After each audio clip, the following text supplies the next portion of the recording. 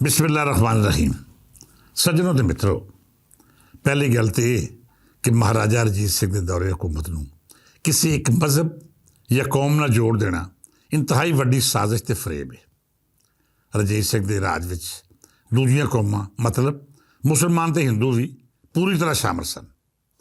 तारीख लिखण वाले ते तारीखी मुगालते दूर करने वाले सूझवान इत्थों तक दावा करते हैं कि पंजाबी सरकार दी बुनियादां मुसलमान की मदद नाल उसारियां गई।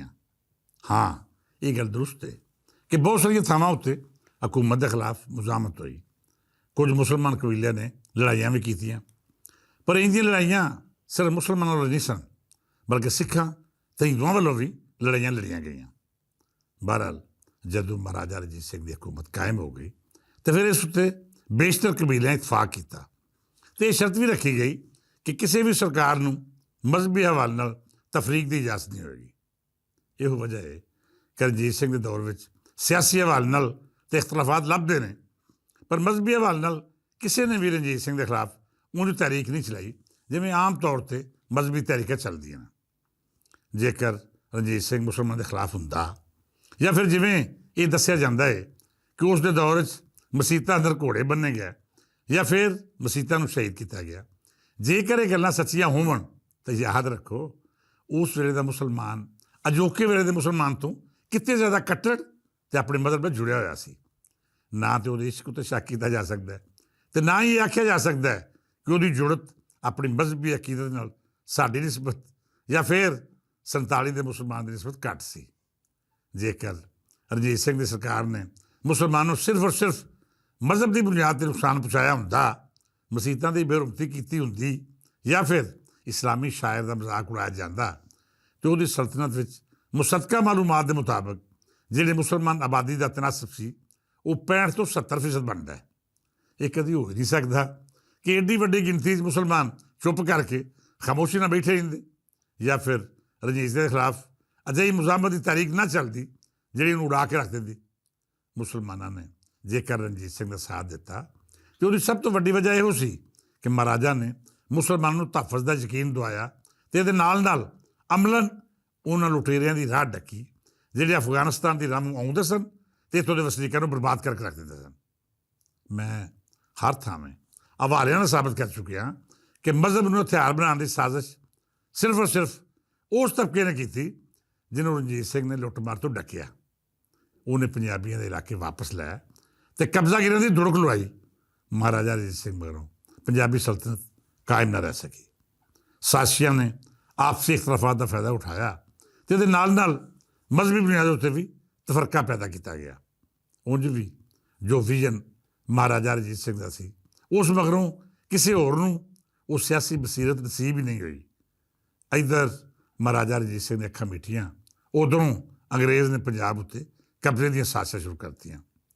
ये साजिशां किवें पूरीआं होईयां, कौन अंग्रेज़ का हथियार बनिया, किन्ने मुखबरियां कीतियां ते किहड़ा गद्दारी के तमगे अपने मत्थे उत्ते सजा के हमेशा हमेशा लई लानती बनिया।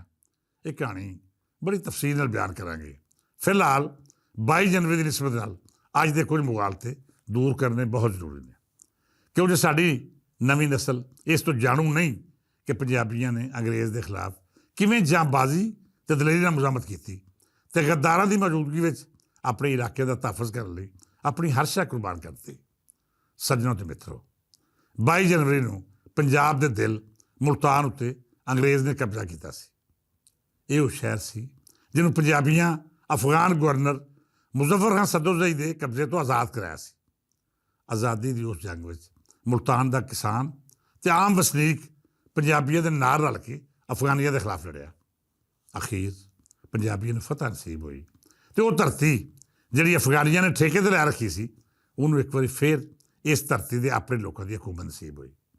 जेकर असी तफसीली गलबात में बाद रख लीए तो फिलहाल मुल्तान उत्ते अंग्रेज़ के कब्जे की गल करिए तो 1848 में इत्थे मूल राज होरी पंजाब के गवर्नर सन तो आप भी पंजाबी सन। अंग्रेज़ों ने 19 अप्रैल 1848 को मुल्तान का मुहासरा किया।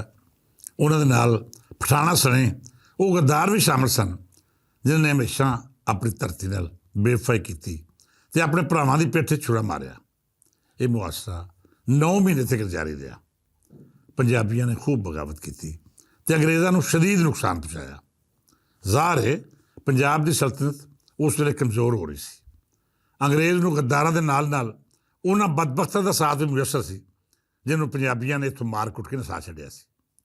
ਮੁਲਤਾਨ ਦਾ ਪੰਜਾਬੀ ਤੇ ਆਪਣੀ ਧਰਤੀ ਦਾ ਗੈਰਤਮੰਦ ਪੁੱਤਰ ਅੰਗਰੇਜ਼ਾਂ ਨਾਲ ਲੜਦਾ ਰਿਹਾ ਤੇ ਉਹਨਾਂ ਦੇ ਹਰ ਹਰਬੇ ਨੂੰ ਨਾਕਾਮ ਬਣਾਉਂਦਾ ਰਿਹਾ। ਬੇਸ਼ੱਕ ਵਸਾਇਲ ਘੱਟ ਸਨ, ਬੇਸ਼ੱਕ ਸਮਾਨੇ ਹਰਬ ਨਾ ਹੋਣ ਦੇ ਬਰਾਬਰ ਸੀ, ਪਰ ਪੰਜਾਬੀਆਂ ਨੇ ਮੁਜ਼ਾਮਤ ਦੀ ਅਜਿਹੀ ਮਿਸਾਲ ਕਾਇਮ ਕੀਤੀ ਜਿਹੜੀ ਅੱਜ ਵੀ ਤਾਰੀਖ ਵਿੱਚ ਮਿਸਾਲ ਦੇ ਤੌਰ 'ਤੇ ਬਿਆਨ ਕੀਤੀ ਜਾਂਦੀ ਹੈ। 2 ਜਨਵਰੀ 1849 ਨੂੰ ਅੰਗਰੇਜ਼ਾਂ ਨੇ ਸ਼ਹਿਰ ਉੱਤੇ ਜਨਰਲ ਵਿਲੀਅਮ ਵਿਸ਼ ਦੀ ਕਿਆਦਤ ਵਿੱਚ ਵੱਡਾ ਹਮਲਾ ਕੀਤਾ। ਉਹਦੇ ਕੋਲ ਮਜ਼ਬੂਤ ਤੋਪਖਾਨਾ ਤੇ ਉਸ ਵੇਲੇ ਦੇ ਜਦੀਦ ਹਥਿਆਰ ਮੌਜੂਦ ਸਨ। ਸ਼ਹਿਰ ਉੱਤੇ ਅੰਨੀ ਬੰਬਾਰੀ ਸ਼ੁਰੂ ਹੋਈ, ਹਜ਼ਾਰਾਂ ਲੋਕ ਮਾਰੇ ਗਏ, ਪਰ ਫਿਰ ਵੀ ਪੰਜਾਬੀਆਂ ਨੇ ਮੁਸਲਸਲ ਮੁਜ਼ਾਮਤ ਕੀਤੀ। 22 ਜਨਵਰੀ 1849 ਮਤਲਬ ਕੱਲ੍ਹ ਦੇ ਦਿਨ ਅੰਗਰੇਜ਼ ਨੇ ਮੁਲਤਾਨ ਸ਼ਹਿਰ ਉੱਤੇ ਕਬਜ਼ਾ ਕਰ ਲਿਆ। ਮੂਲ ਰਾਜ ਉਹਨਾਂ ਨੂੰ ਗ੍ਰਿਫਤਾਰ ਕਰ ਲਿਆ ਗਿਆ। ਮੂਲ ਰਾਜ ਨੇ ਗ੍ਰਿਫਤਾਰ ਹੋਣ ਦੇ ਬਾਵਜੂਦ ਅੰਗਰੇਜ਼ ਸਰਕਾਰ ਦੇ ਹੱਥ ਉੱਤੇ ਬੈਅਤ ਕਰਨ ਤੋਂ ਇਨਕਾਰ ਕੀਤਾ, ਜਿਹਦੇ ਨਤੀਜੇ ਵਿੱਚ ਉਹਨਾਂ ਦੇ ਖਿਲਾਫ ਇੱਕ ਅਜਿਹੀ ਅਦਾਲਤ 'ਤੇ ਮੁਕੱਦਮਾ ਕਾਇਮ ਕੀਤਾ ਗਿਆ ਜਿਹਦਾ ਮਕਸਦ ਸਿਰਫ ਔਰ ਸਿਰਫ ਸਜ਼ਾ ਹੀ ਦੇਣਾ ਸੀ। ਮੂਲ ਰਾਜ ਨੂੰ ਕਾਲੇ ਪਾਣੀ ਦੀ ਸਜ਼ਾ ਦਿੱਤੀ ਗਈ। ਉੱਥੇ ਉਹ ਹਰ ਅਜ਼ੀਅਤ ਦਿੱਤੀ ਗਈ ਜਿਹੜੀ ਇਨਸਾਨ ਲਈ ਨਾਕਾਬਲੇ ਬਰਦਾਸ਼ਤ ਹੁੰਦੀ ਹੈ। ਅਖੀਰ ਪੰਜਾਬ ਦੀ ਮੁਜ਼ਾਮਤ ਦੀ ਇਹ ਅਲਾਮਤ 1851 ਵਿੱਚ ਜੇਲ੍ਹ ਦੇ ਅੰਦਰ ਹੀ ਹਮੇਸ਼ਾ ਹਮੇਸ਼ਾ ਲਈ ਅਮਰ ਹੋ ਗਈ।